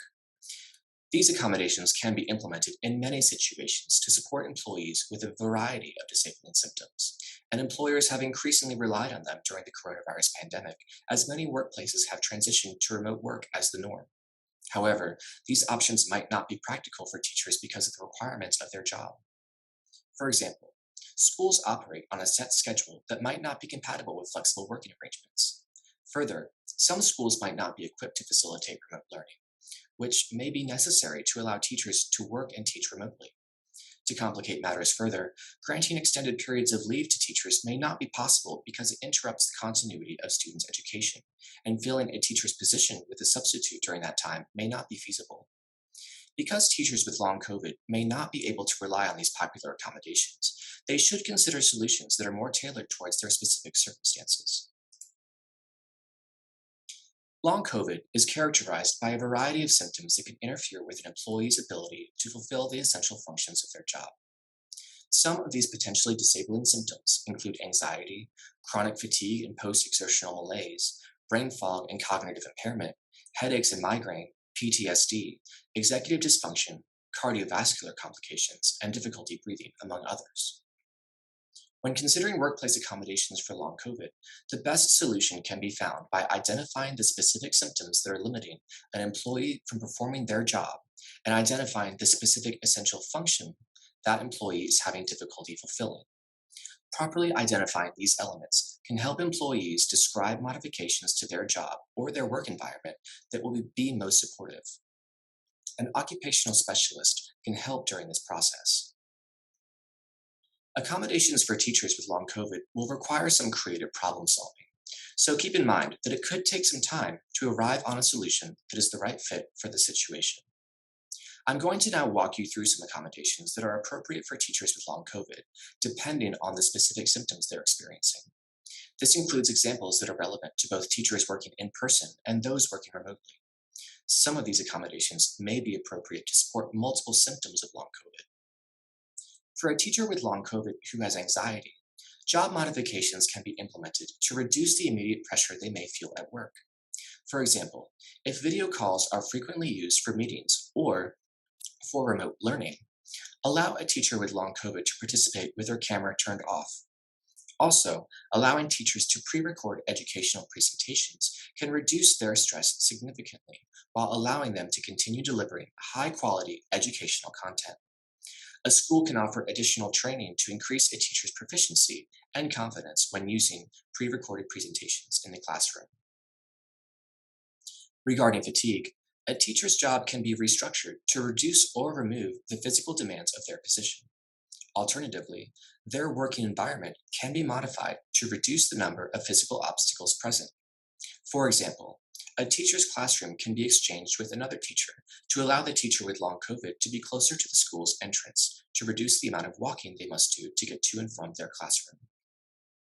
Allowing teachers to pre-record their educational presentations can also assist with fatigue symptoms because it allows them to perform much of the work involved with teaching on a flexible schedule while still being present in their classroom on schedule. Restructuring how teaching is physically performed can have a significant impact on symptoms of fatigue. If pre-recording educational presentations is not feasible, teachers can request assistive technology that will allow them to present their lesson plans while seated. Teaching in person ordinarily involves walking around the classroom and presenting information on a whiteboard or similar tool. With assistive technology such as a tablet and an overhead projector, teachers can work comfortably at their desk while presenting information to their class digitally. A similar approach can be used for teachers working remotely. When paired with a stylus, tablets are powerful tools that can make teaching a much more personal experience for educators who are presenting while seated or remotely. Implementing a strategy like this can make education a much more engaging process for students as well. A teaching assistant can also be used to support a teacher's work to alleviate the teacher's symptoms of fatigue. For example, a teaching assistant can help distribute materials to students in the classroom, retrieve those same materials after they are used, and help grade students' work. If several staff members are experiencing symptoms of fatigue, teaching assistants can be shared between classrooms to support the work of multiple teachers. Brain fog is a very common symptom of long COVID, and it's closely associated with difficulty concentrating and memory issues. Fortunately, there are several options for supporting teachers with these symptoms. Additional rest breaks can be integrated into a teacher's work to allow them to regain their focus and collect their energy. Teachers with long COVID can integrate teaching aids, such as educational videos and digital learning modules, into their lesson plans to allow themselves time to prepare for the next section of their lesson plan. Brain fog can slow down a person's ability to learn new things by interfering with how they process information. This can be alleviated by allowing additional training time for new tasks. For example, if a school enacts a policy that requires all teachers to allocate time in their lesson plans to teach students about a new topic that students will be tested on in an upcoming standardized test, a school could allow a teacher with brain fog additional time to master the topic before implementing it into their syllabus. Specific memory aids, such as an audio recorder, can be used to relieve challenges related to memory. For example, if important information is regularly communicated to faculty during staff meetings, a teacher with long COVID may benefit from recording the meeting to ensure they can revisit the information in the future. This can be very easy to implement for meetings that are convened through Zoom or a similar platform. Teachers with long COVID can also be supported individually by their supervisor by more proactive management. For example, a teacher supervisor can opt to use written instructions and checklists when assigning duties to their subordinate. This will help the teacher stay on top of their to-do list if they're experiencing symptoms related to their memory. Long COVID can cause headache and migraine symptoms, which can be difficult to manage in a school environment because of the abundance of triggers and unpredictable student behavior.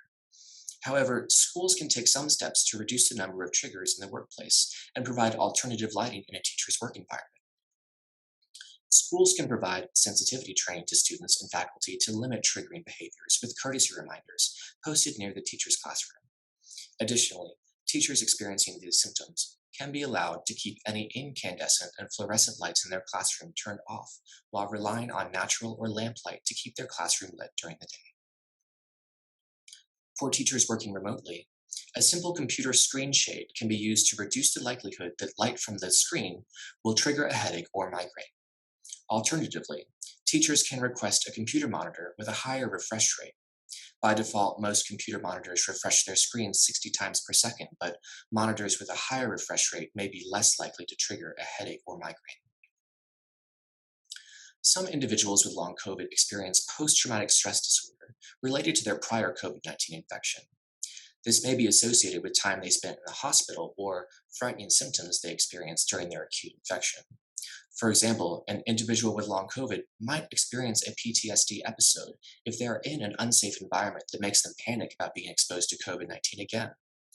The best way to support teachers with PTSD related to COVID-19 is to ensure that the school environment is safe, welcoming, and free of triggers. To accomplish this, schools should make every effort to enforce effective COVID safety protocols. This should draw upon proven strategies for reducing COVID-19 transmission in indoor areas: masking, good ventilation with HEPA filters, disinfecting high-touch surfaces, opening windows, social distancing, quarantining students with active infections, and encouraging regular testing for COVID-19. Providing additional personal protective equipment for teachers with long COVID is also an option. The last category of symptoms falls under the umbrella of executive dysfunction, which includes symptoms that interfere with organization, prioritization, multitasking, concentration, and communication. To assist with organization and prioritization, a teacher with long COVID might benefit from regularly scheduled meetings with a job coach or mentor. This kind of assistance can help a person with organization or prioritization challenges identify the barriers they are facing and implement methods to relearn those skills in a supportive environment that promotes personal growth and development. Technological solutions can help a teacher multitask more effectively. For example, providing multiple computer monitors can help them stay organized by giving them more screen space to use when working on different tasks throughout the day. Providing an additional monitor can help a teacher switch between materials for different classes when transitioning between them. This can be very helpful for someone with long COVID symptoms that make it more challenging to juggle multiple tasks in a fast-paced environment.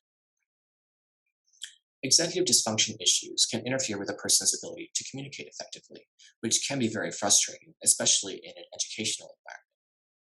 People with long COVID may have difficulty with written communication, spoken communication, or both. To help them overcome this, a teacher with long COVID might find it helpful to use speech-to-text software or text-to-speech software to help them communicate. For some people with long COVID, these symptoms might flare up unpredictably. If that happens, they should be allowed to rely on these types of technological aids in the classroom. For issues with concentration, a teacher's classroom can be moved with audible and visible distractions to help them focus. For example, if a teacher's classroom is adjacent to the classroom used for musical instruction, moving the teacher's classroom to a different part of the school could help them concentrate on teaching. Minimizing disruptions during class can also help teachers stay focused. To support this, schools can adjust how staff communicate during the day. Instead of relying on telephones, teachers with symptoms that affect their ability to concentrate could benefit from the use of instant messaging, which would allow teachers to respond to messages between classes when it wouldn't interrupt their lesson plan. I hope these examples give you some ideas to explore when thinking about possible accommodations that can be provided to teachers with long COVID. I have a few other points I'd like to touch on that aren't symptom-specific before I wrap up. Reassigning a teacher to a different role is an option that might be a good fit, depending on the situation. Another position may be less physically demanding, which could be attractive to someone with physically limited long COVID symptoms. Schools can also support teachers with additional training and education that would support a job transition like this. For example, a teacher with anxiety or PTSD could excel in an administrative role that requires less frequent contact with students and other teachers. Schools can implement broader scheduling changes to create more frequent breaks throughout the day to support teachers with fatigue. Some accommodations may appear expensive to implement, but the cost of the accommodation should be weighed against the cost that would be incurred by an employee taking an extended disability leave. Schools should prioritize helping individuals with disabilities to continue working as long as they can to satisfy their job responsibilities. Accommodations should also be viewed as an investment in staff. Going back to my first example, if a school can provide additional training to help a teacher pre-record their lesson plans or deliver presentations remotely, that teacher could grow into a multimedia expert who can share their knowledge with their peers, allowing other teachers to develop greater competency with these skills. This concludes my presentation today. I've listed some resources on this final slide that explore these topics in more detail. The Job Accommodation Network is a great resource that can help identify specific accommodations based on individual symptoms. They offer great individual support, and you can contact them using the phone number or email address listed here. Below that is some guidance from the EEOC that reflects the agency's current rules on COVID-19 and the ADA. Next, I've listed a blog from the Department of Labor that describes how workers with long COVID can be eligible for accommodations. Finally, we have a page from the Pandemic Patients website that includes a lot of information about the different disability benefits that are available to individuals with COVID-19 and long COVID. Thank you again for tuning in. If you have any questions or comments, I'll be available for a live Q&A, and my email address is listed at the bottom of this slide.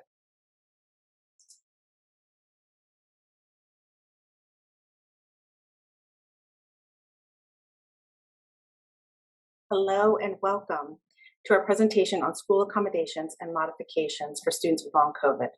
My name is Megan Carmelani and I'm with Long COVID Families. So let's get started. I'm going to share my screen with you. And here we go. All right, school accommodations and modifications. All right, so we're gonna go over this really important point to keep in mind as we go through this presentation. All students, regardless of disability, are entitled to a free and appropriate public education. So it's very important to keep in mind that children are entitled to a free and appropriate public education. So that's appropriate for their specific needs. Okay, so this is their right. Long COVID as a disability. Long COVID can be a disability under the ADA if it substantially limits one or more major life activities. So major life activities like walking, talking, thinking. And we know long COVID can affect all of those things. I have here the whole list of official major life activities. And then we have some guidance on long COVID as a disability under the ADA if you need to provide that to your school. If they don't understand that it's already a disability and there needs to be some education. So we've provided the link for you in this presentation. You will have access to the slides, therefore you'll have access to this link. Depending on your need, you may print this out and bring it with you to the school.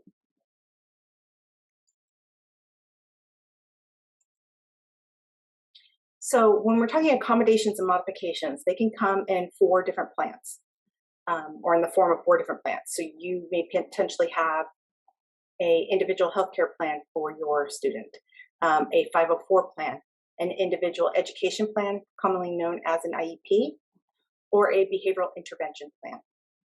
So this is just an overview of the 4 different types of plans. So for the individual healthcare plan, this is a plan written by the school nurse for students with or at risk for physical and mental health needs. A 504 plan is a formal plan that the school develops to give kids with disabilities the support they need. Okay, so this covers any condition that limits major activities in a major way. A 504 plan includes accommodations that are there to remove barriers. 504 plans do not modify instruction though. So 504 plans are covered under Section 504 of the Rehabilitation Act of 1973. So that's where the term 504 comes from. This is a civil rights law. Okay. Next, we have an individual education plan or IEP. An IEP is a written plan which documents a student's strengths and areas of concern. It provides a plan to provide accommodations and modifications. Okay, so it's slightly different than a 504 in that. IEP can also provide specialized individual instruction, or individualized instruction, I should say, and individualized services to support the student's learning. IEPs are governed by a different law. It's the IDEA law, and this is requires school districts to provide services to students who qualify. Okay. Next, we have the behavioral intervention plan. A behavioral intervention plan is a plan that's based on the results of a functional results of a functional behavioral assessment. It includes a description of the problem typically, some global and specific hypotheses about why this problem behavior occurs, and some intervention strategies that include positive behavioral supports and services to address the behavior. Okay.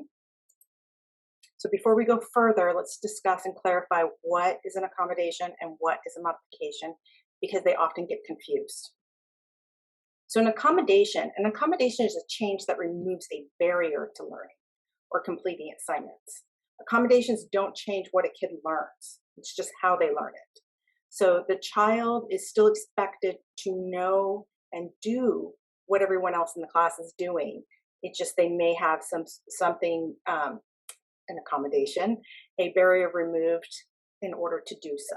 So accommodations could be anything from the type of seat they sit in, because maybe that's affecting them because they're in chronic pain, to the assignment needs to be restructured in a way because they have visual issues. So those are removing barriers so that they're able to do the assignments.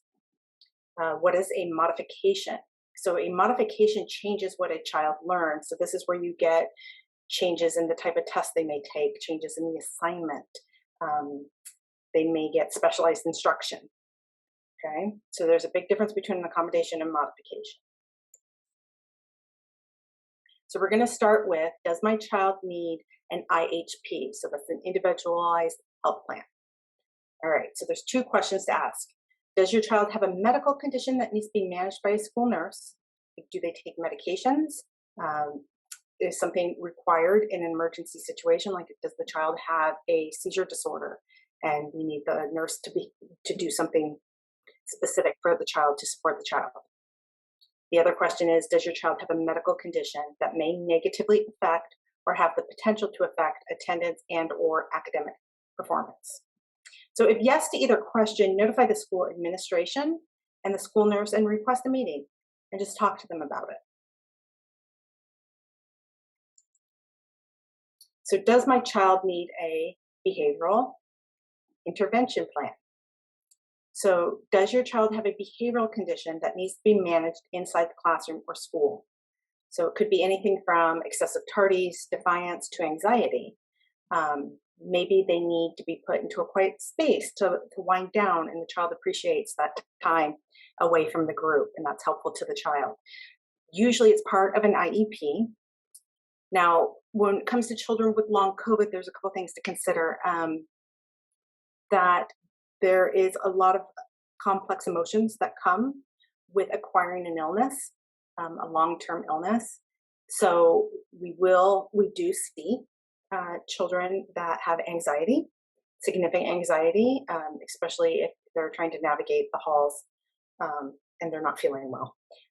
So anxiety might be something that they need specific intervention for. It could be that a child is really angry about having long COVID and really angry about needing support and accommodations. So that's something maybe a child may need additional support on depending on how it manifests. Okay. Does my child need a 504? All right, questions to ask yourself. Does your child need a barrier to learning removed? Okay, we'll go over what this looks like in a little more detail. So if yes, then an accommodation is necessary.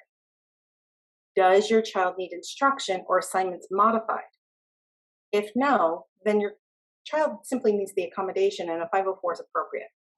If yes, you think they need specialized instruction or assignments modified, then an IEP may be more appropriate as it covers both accommodations and modified instruction. If you're unsure, you can simultaneously pursue a 504 plan and an IEP. You can do both at the same time. In many schools, they're two separate teams. So it is possible to do that. So now let's talk about examples of accommodations. So accommodations are there to remove a barrier. So we're talking changes to the environment. So maybe the student needs to take a test in a quiet space. Maybe the student needs additional and frequent bathroom breaks. So those would be changes to environment. We could do changes to instructions. We're not modifying the instruction, we're simply removing barriers. So one of it is, an example here is like the teacher might check in frequently on key concepts. So the teacher has not changed the concept the student's responsible for. They just know that maybe there's some attention issues and they need some more support getting with direction. And so they check on the student frequently. That would be an accommodation. An accommodation can also change how curriculum is presented. So the student could potentially get an outline of lessons from the teacher. So it's just formatted and presented in a different way to meet the needs of the student. So that could be an accommodation. So the evaluation process to determine eligibility. So parents can refer their children for a 504 evaluation. Verbal requests can be made, but I would strongly recommend that you put in a written request because timelines apply. There's these 504s and IEPs need to be completed within a certain time frame dictated by law. So it's best to submit the request in writing with a timestamp. So probably an email, okay? So that there's an agreement as to when the request was made. So you would submit that referral to the district's 504 coordinator, the 504 coordinator and the school principal. The district will review the referral and then send a letter of consent to evaluate your child. Okay. The evaluation process is typically a review of medical history, student work samples, direct observation of the student, could be observation by multiple teachers and staff, a parent interview, and other assessments. So a 504 evaluation does not typically consist of standardized and formal assessments and evaluations. So kids don't need to get a full evaluation or a medical diagnosis to get a 504. You can simply identify where a kid's struggling, identify the barrier, and remove the barrier. What's important, though, is that the doctor identifies why there's that long COVID is presenting as a major life impairment. It's actually helpful if the doctor uses that language in a letter to the school so that the child's experiencing major life impairment because, and then outlines the symptoms and the challenges the child is having. And that should be enough for the school to work from. So now if you don't have medical insurance, this is what I would suggest. Go to your school, either, it depends on the school, if they may have a counselor, they may have a social worker, definitely contact the administration and just say, hey, I think my child has long COVID. I don't have medical insurance and I need to get my child help. So the school staff will have the most readily available resources in your region and they should be able to help you figure it out. Okay. All right. So once they've done all their assessments and observations for the 504, the team, which does include the caregiver, meets to review the results and eligibility. Okay. So the caregiver should be formally requested to be in the meeting. Okay. If you are a parent or if you are the legal guardian. So in this meeting, they determine the eligibility for a 504.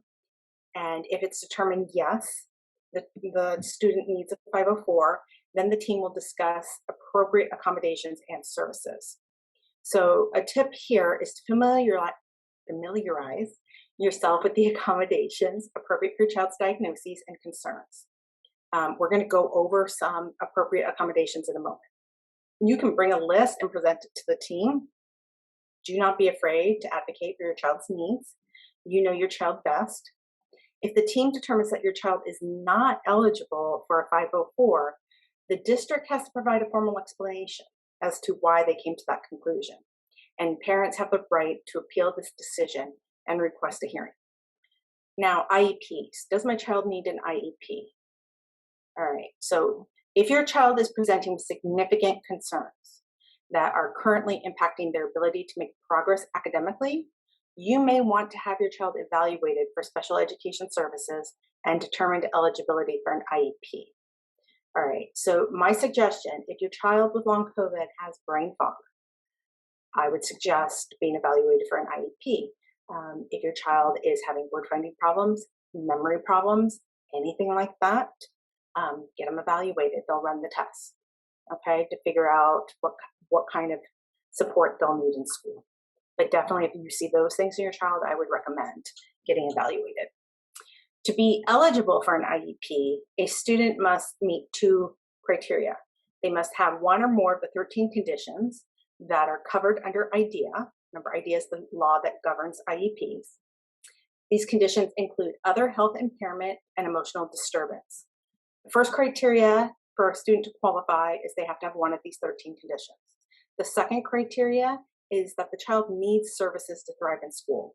So just because you have anxiety doesn't mean that you need services in order to be successful in school. So you have to have both needs. Private schools don't offer IEPs, but students in private schools may be able to get special education through what's known as a service plan, also known as an individual services plan. So if you're in private school, just talk to your principal. All right, requesting an evaluation to determine eligibility for an IEP. So again, you're going to formally request this evaluation in writing, right? We want it timestamped so there's no disagreement about when the request was made. You're going to address the request to the school district, the teacher, the principal, and the director of special education. Clearly state any medical or documented diagnosis or suspected disability. Try to be specific as you can to which evaluations you would like the school to perform. Because long COVID is new and because they are not that familiar with post-viral syndromes, the school may not even know exactly and may accidentally overlook the appropriate evaluation. And it's well within your right to go and say, I would like to request this type of evaluation for my child. So do it if you feel you need to.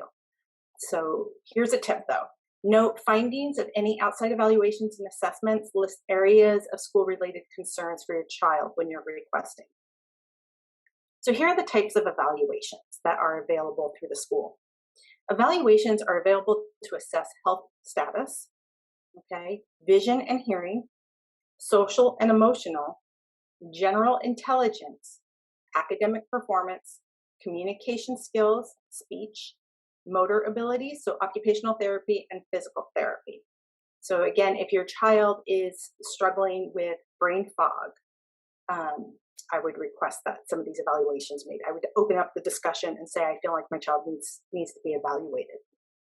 If the motor abilities, we're having trouble walking, if we're having trouble standing, if we are fatigued easily, we would want to be evaluated by an OT and a PT as well.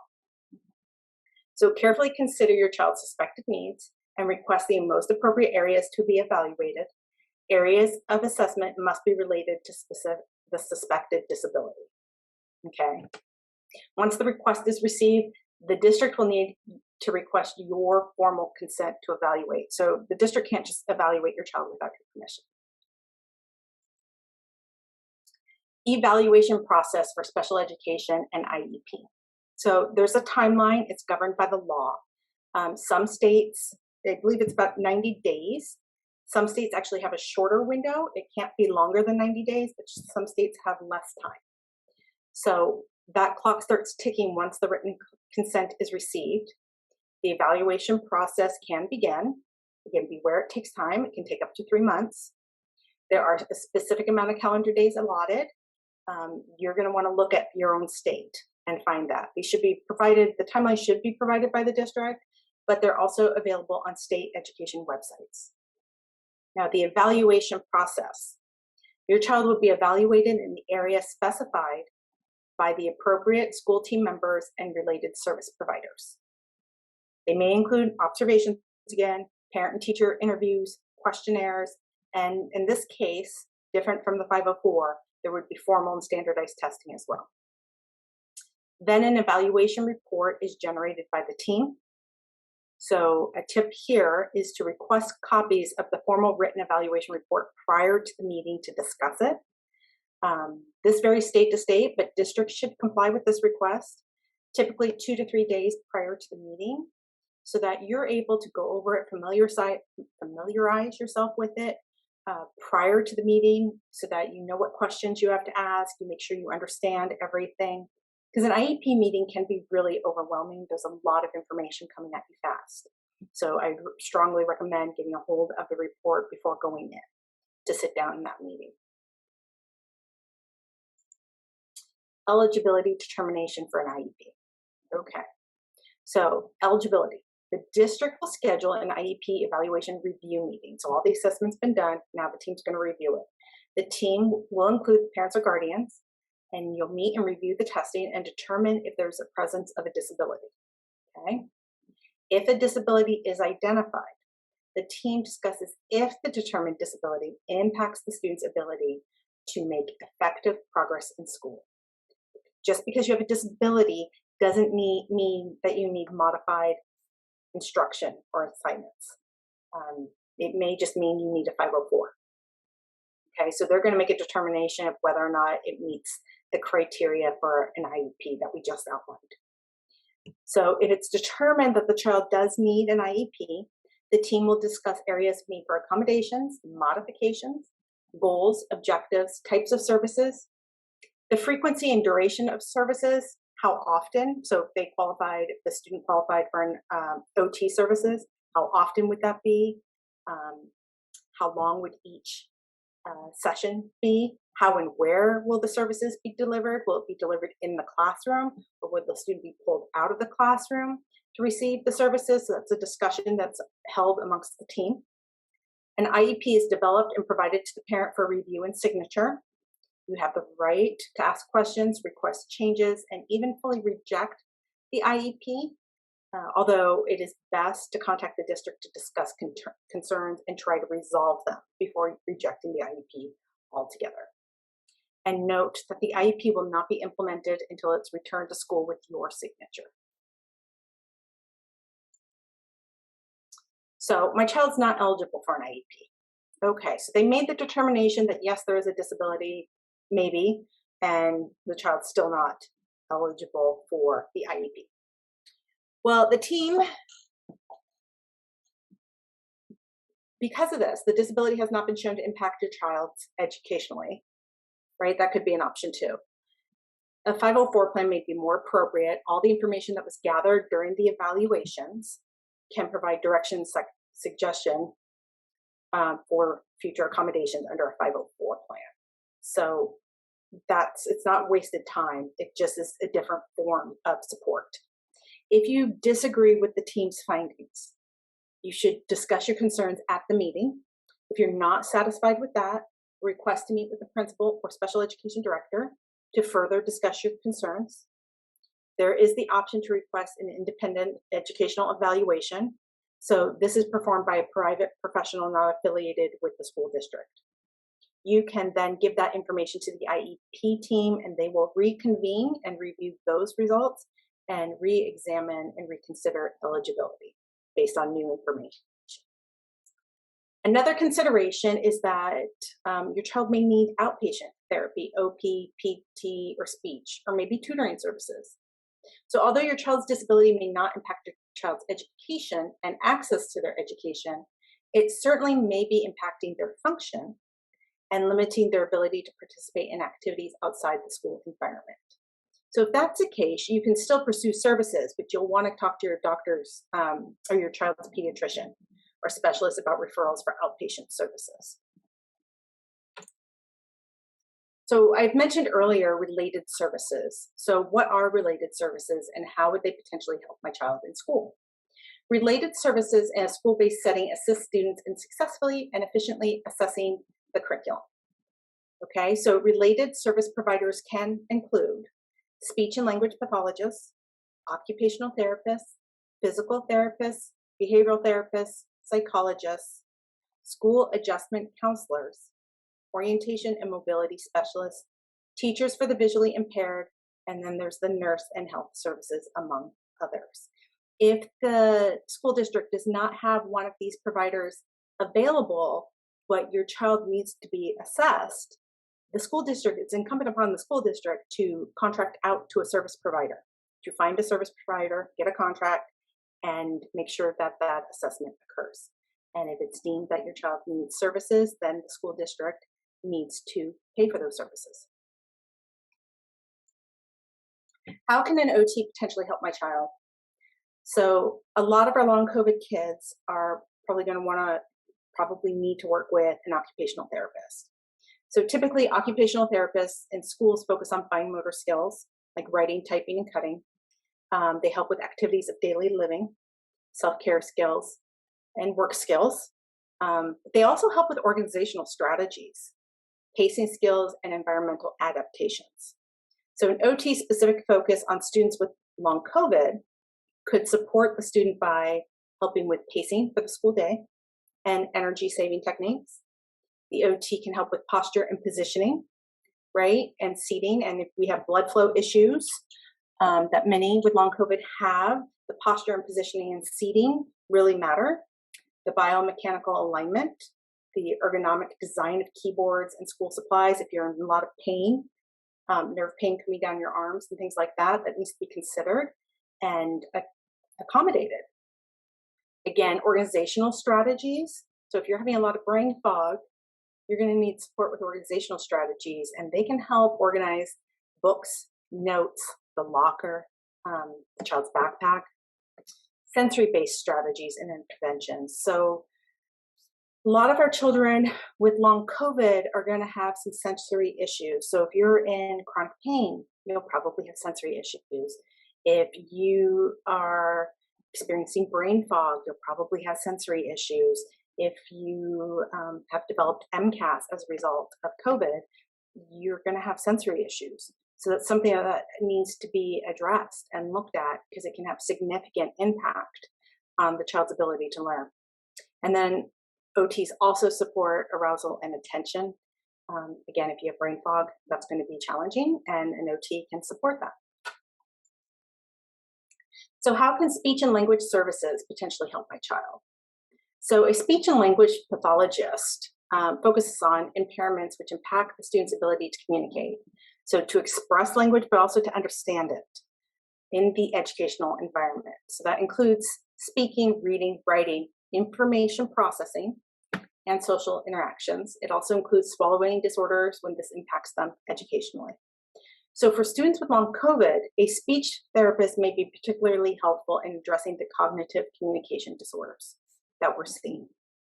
So if your child's having a memory issue, learning, problem solving, perception, social communication, generally brain fog, I would suggest that you request an evaluation by a speech and language provider. So how can PT potentially help my child? All right, so physical therapists in schools typically look at the curriculum and school environment for safety and efficiency. Actually, that says physically, let me back that up one quick. Physically assessing the curriculum and the school environment safely and effectively is what that actually says. So that includes mobility. So they're going to look into how a child can move around the classroom, school, physical participation throughout the day, postural control, the ability to participate in physical education. Students with long COVID may benefit from PT to rebuild their endurance for physical activity, their postural control, their seating, their core and functional muscle strength. PTs could help them with stair climbing because it's quite difficult for many of our kids, and pacing considerations. A school-based PT may recommend adaptive equipment to assist the student to enable them to more efficiently and safely access the school environment. And they could also suggest accommodations for physical education and recess. Homebound and modified placement. Okay, so we do have children with long COVID who really struggle with fatigue and the ability to really get around in the world. And so you are capable, one of the accommodations that is available is homebound school or a modified day placement. A homebound or modified day placement may be appropriate for a student served under IDEA. So this is a child with an IEP who is unable to attend school due to a medical or mental health condition. So a modified day for a special education student is a partial homebound placement. So some of our children with long COVID have been given a modified day. It's particularly hard for a lot of kids in the morning. That's not uncommon with some of these syndromes. That's most difficult first thing in the morning. So they are home for their classes in the morning and then they go to school in the afternoon. So that would be a modified day placement. Now we have other children where going to school and getting around the building would be too hard on their body. And so homebound services is something that they are going to need to look into and evaluate whether or not that's an appropriate request. You can have homebound services for mental health conditions as well. So the team is going to look at it to ensure it's appropriate access and reasonable rigor. Okay, so it's not like it's school suddenly gets easy. They need to make sure that it's the appropriate, right, education for the child. I have a source here that goes over, it's a North Carolina source because I'm in North Carolina and it's what I'm familiar with. But what it's good for is it gives you a general sense of like, what is homebound education? What would it look like? To get a sense of whether or not it's even something you want to discuss with the team. So I just provided this link to give you an idea of what homebound and modified day placement would look like. So remember, this is North Carolina. It would not necessarily apply everywhere, but it gives you a general starting place. All right. So if you are interested in homebound or modified day placement for your child, here are 3 main factors that the team needs to discuss in detail. So I'm just going to go over them high level.